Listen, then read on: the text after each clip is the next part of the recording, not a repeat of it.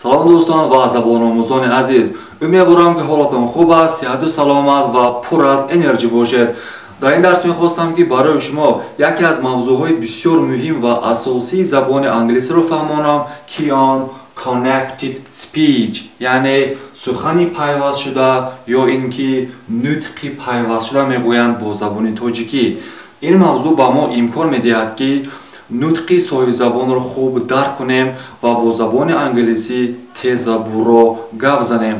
аммо аксарияти он шахсоне ки забони англисӣ меомӯзанд ин мавзӯъро на он қадар ҷиддӣ мегиранд, аммо баръакс ин мавзӯъ дар омӯзиши забони англисӣ бисёр як нақши муҳим дорад. хуб, дар ин дарс мехостам ки дӯстони азиз барои шумо яке аз мавзӯъҳои connected speech-ро фаҳмонам ки он linking, яъне пайвасткуниро барои шумо ошкор созам, то ки нутқи соҳибзабонро хуб дарк кунед ва бо забони англисӣ тез ва бурро гап занед. хуб, пайвасткунӣ бо мисол мефаҳмонам. мисол, I get up at 7 o'clock. I get up at 7 o'clock, яъне ман соати 7 аз хоб мехезам. агар мо инро пайваст кунем чунин мешавад. Get бо up пайваст мешавад ва up бо at пайваст мешавад. анакнун барои чӣ? қоидааш чӣ хел аст? диққат. агар калима бо ҳамсадо ба охир расад ва калимаи баъди он агар бо садонок оғоз шавад, яъне пайваст карда хонда мешавад. яъне get up, get up, get up. шакли пурраш агар пайваст кунем get up, get up, get up. ва upро бо at пайваст мекунем get up at, get up at, get up at. анакун мехонем I get up at 7. I get up at 7. дӯстони азиз, вақте ки пайваст карда хонем як талаффузи нав тавлид мешавад. мисол, get up at гуфтем. бинед, агар мо инро як ҷо пайваст карда хонем як роҳи талаффузи нав пайдо мешавад. get up at, get up at. хоб, I get up at 7 o'clock. агар шумо чунин, яъне секрет ё чунин роҳи суханкунии соҳибзабонро омӯзед, фикр мекунам ки шумо бо забони англисӣ тез ва бурро гап мезанед ва нутқи соҳибзабонро хуб дарк мекунед. хуб, get up at бо як нафас талаффуз карда мешавад. I get up at, I get up at 7 o'clock. хуб, мисоли дигар дӯстони азиз. I live in a house. агар мо инро пайваст кунем, live бо ин пайваст мешавад ва ин бо a пайваст мешавад. хоб, азбас ки ҳарфи и дар ин ҷо фаъол нест, хонда намешавад, мо ҳарфи v-ро бо ин пайваст мекунем. анакунин чӣ хел талаффуз мекунем? диққат. I live in.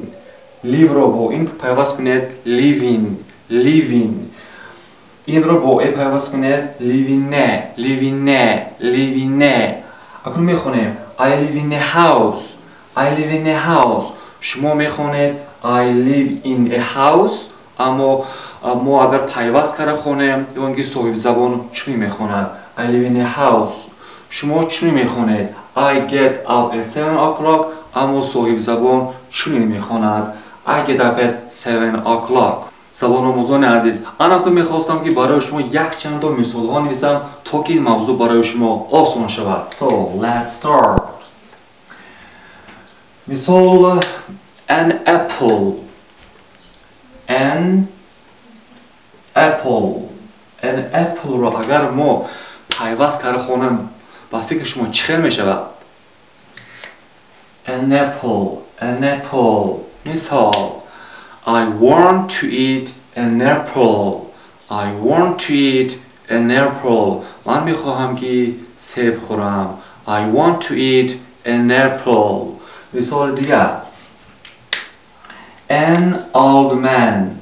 An old man. An old man. агар пайваст карда хонем an old, an old, an old man. An old man. ва мисол дигар. Come in, come in. come in пайваст шавад ба фикри шумо чӣ хел мешавад агар пайваст карда хонем? Come in, come in.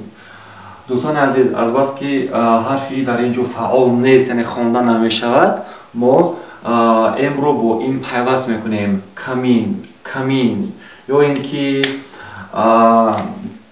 come on, come on اگر پیوست شود یعنی come on پیوست شود come on, come on. مثال دیگر all of them اگر ما این رو پیوست کرده خوانیم چون می شود all of them دوستان عزیز انا اکنون یک بار بعدی من تکرار an apple پیوست کرده خوانیم an apple an old man پیوست کرده خوانیم an old man come in پیوست شود come in come on اگر پیوست کرده خوانیم come on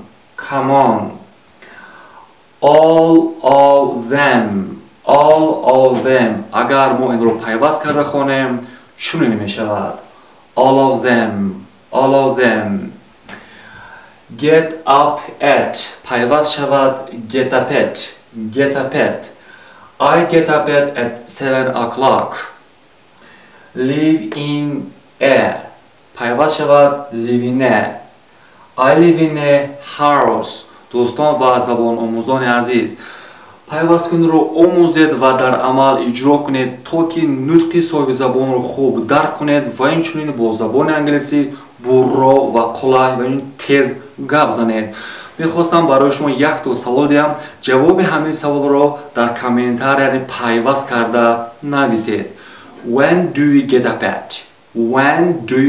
at با همین سوال در کامنتار جواب گردانید و اینچنین اگر این ویدیو برای شما پسند آمده باشد فکر و عقیده خود را در کامنتار نویسید تا درس های آینده خود را احتیاط کنید. Take care, bye.